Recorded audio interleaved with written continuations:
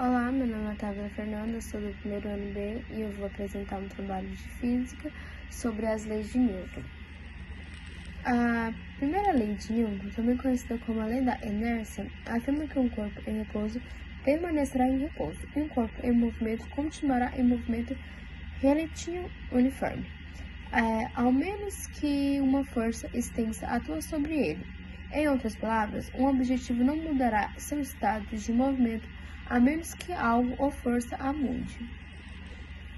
Imagine que você esteja em um ônibus em movimento e de repente ele freia bruscamente.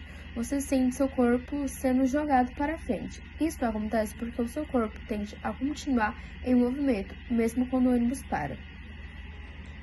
Na página 3 do texto, no segundo parágrafo, segue dizendo: segundo com as observações, Galileu percebeu que quanto mais pólida, lisa fosse a superfície horizontal, o movimento das esferas se mantinham por mais tempo, ou seja, elas percorriam em uma distância maior.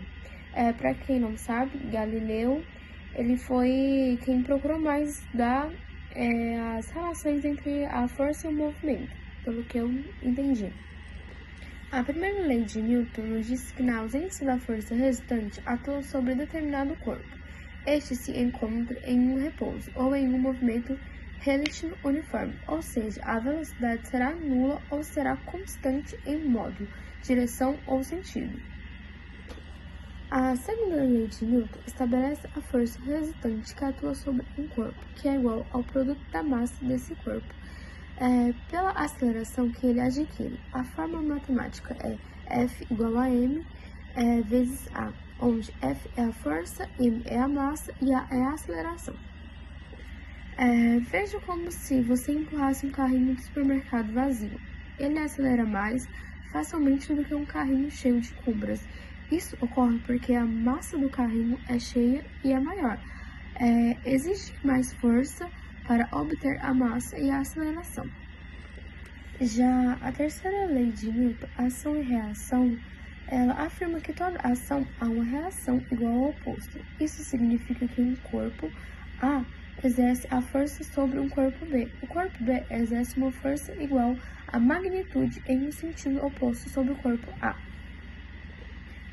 Não sei se deu para entender muito, mas eu vou dar alguns exemplos.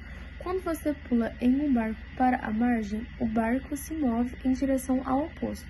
Isso acontece porque, ao empurrar o barco para trás, a ação ao barco empurra você para frente, a reação.